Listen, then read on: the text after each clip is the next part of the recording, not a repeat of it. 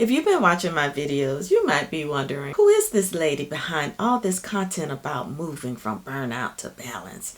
And why is she so passionate about helping women find their way back to serenity? Today, I want to share with you my story, not because it's particularly unique, but because I think it might help you understand why this work matters so much to me, and maybe help you see that wherever you are in your own journey, you're not alone. My path to becoming a wellness advocate wasn't linear, and it definitely hasn't been easy, but every challenge, every breakdown, every moment of feeling completely lost led me to understand something important. Healing is possible, balance is achievable, and you are absolutely worthy of both. For 20 years, I was an elementary school teacher. I transitioned from the classroom into becoming an online teacher where I have had the opportunity to teach students in different countries all over this globe. I've taught students in Israel, Denmark, Argentina, Saudi Arabia, Italy, Taiwan, China, Palestine, just to name a few. And even with that transition from the classroom to being an online teacher, I did not lose the desire to be a natural nurturer. It comes with the territory. I spent my days caring for hundreds of children and working with their families, pouring my heart into making sure everyone else was okay. And with my master's in psychology, I thought I understood human behavior, emotional regulation, stress management. I could help my students work through their big feelings, all while creating safe, calm spaces for learning. Sometimes we're better at caring for others than we are for ourselves. But here's what I didn't realize at the time. I was so focused on taking care of everyone else that I completely neglected my own nervous system. I was living in what I recognize as chronic survival mode, always scanning for the next problem to solve, the next person who needed support. Over my 2 decades as an educator, life unfolded in waves of constant responsibility.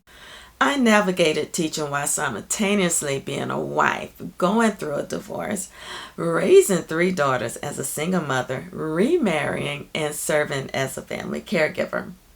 My days were defined by endless giving. I had internalized the belief that good women pour themselves out completely, that we give until we're empty, then somehow find reserves to give even more. While I did take mental health days when absolutely necessary, I typically waited too long, pushing myself well past the point of exhaustion, before finally allowing myself that break. Sound familiar?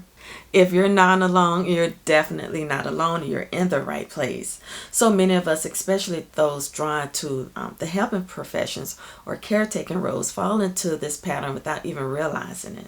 When I transitioned from teaching to entrepreneurship, I thought the hard part would be learning new skills or building a business. What I didn't expect was how much this change would reveal about my relationship with myself.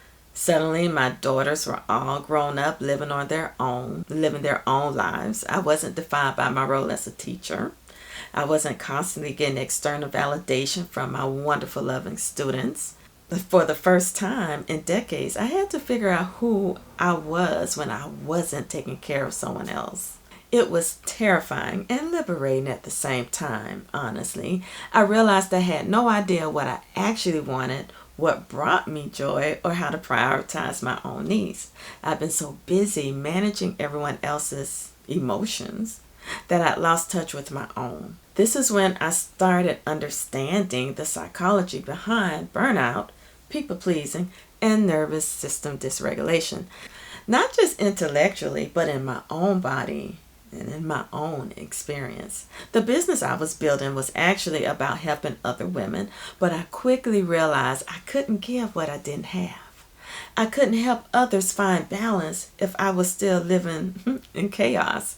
I couldn't teach nervous system regulation if mine was completely dysregulated. That's when my real education began.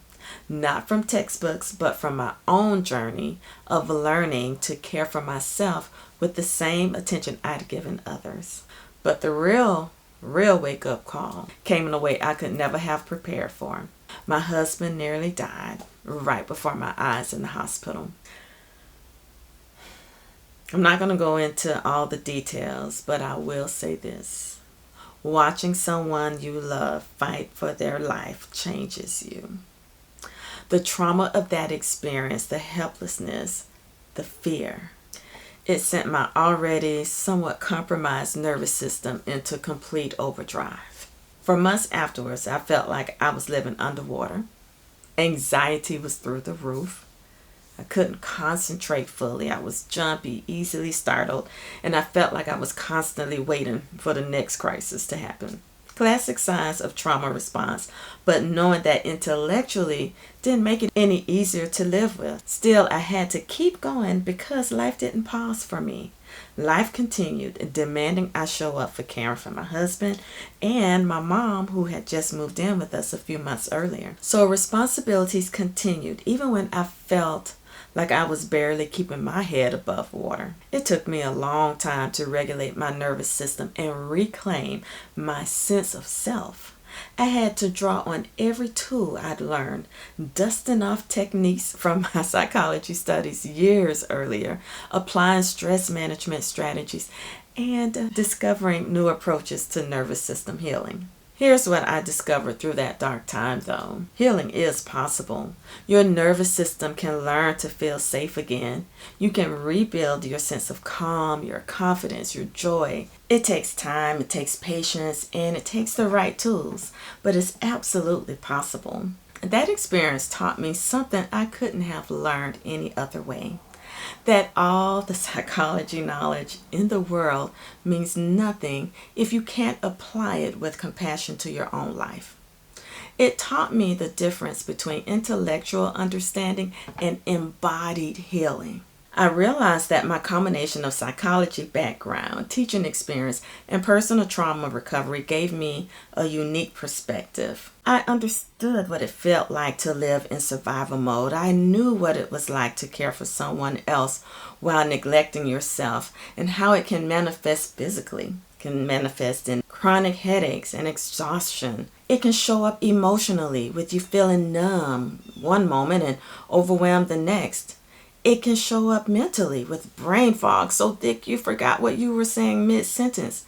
And spiritually, feeling disconnected from any sense of purpose or meaning. I had experienced firsthand how trauma can dysregulate your nervous system, and I learned how to find my way back to balance. Not everyone needs therapy, but everyone deserves to understand how their nervous system works and how to care for it. I started creating content that honors both the science of psychology and the reality of being a woman, trying to juggle multiple roles while dealing with her own healing. My content acknowledges how hard it can be while still offering hope and practical support. What I discovered is that there are so many women out there living in survival mode, feeling overwhelmed and disconnected from themselves, thinking they're the only ones struggling. Women who are exhausted from being everything to everyone. Women who've lost touch with their own needs and desires. That's how Flow and Serenity Wellness was born.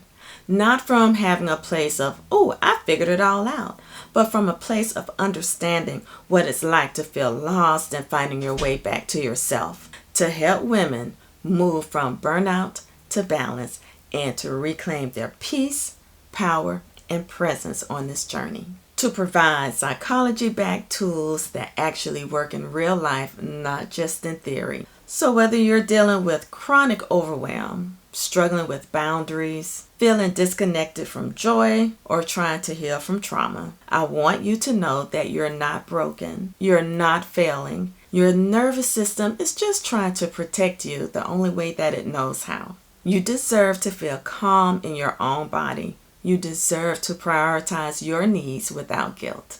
You deserve to experience joy, presence, and genuine connection. You deserve tools that actually help you to get there. This channel is about creating a space where we can have honest conversations about what it really takes to heal and find balance, where we can acknowledge the hard stuff while still maintaining hope, where we can support each other on this journey. I share what I've learned not because I'm perfect or that I have arrived, but because I believe that our struggles can become our greatest teachers, and our healing can become a gift that we offer to others. So what can you expect from this channel? Content that both honors your intelligence and your heart. Tools that you can actually use. Honest conversations about the challenges of modern life, especially for women juggling multiple roles. We'll talk about nervous system regulation, emotional overwhelm, boundary setting, and finding your way back to yourself after trauma or major life changes. We'll explore the psychology behind why we struggle with certain patterns, and more importantly, how to change them.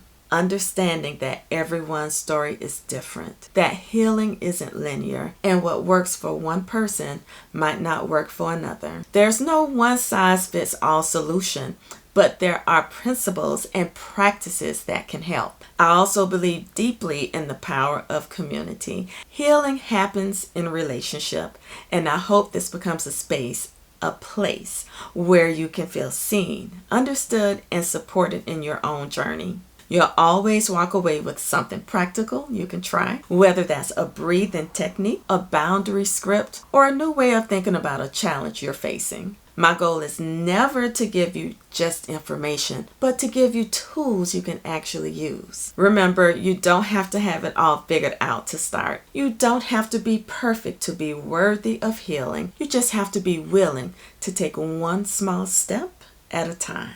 By the way, I'm Gwen Jones. I provide content that moves you from burnout to balance and supports your journey to reclaiming peace, power, and presence in your life.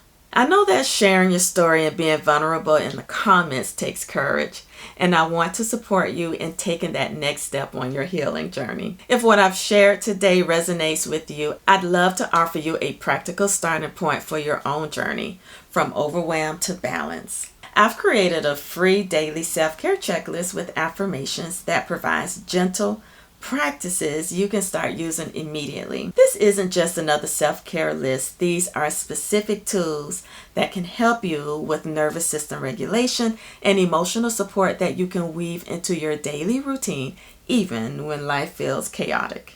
And if you're a teacher or an educator feeling called to share your expertise beyond traditional classroom walls, or if you're looking to shift gears and learn new skills to build something meaningful around your experiences, consider exploring the courses that taught me how to transition from teaching to building an authentic online presence and digital business. Here's what I'd love to know. What part of my story resonated with you? What's one area of your life you're ready to move from survival mode to serenity? Share in the comments. And remember, your courage to be vulnerable helps other women feel less alone. Sometimes just knowing someone else has walked a similar path can be the beginning of our own healing. Subscribe to Flow and Serenity Wellness for weekly psychology-backed content that helps you move from burnout to balance, because you deserve to feel calm, centered, and genuinely and authentically yourself. Your healing matters, your story matters, and you deserve to reclaim your peace, power, and presence. Thank you for letting me share my story with you today. And check out this next video. Until next time, sis, keep flowing in serenity.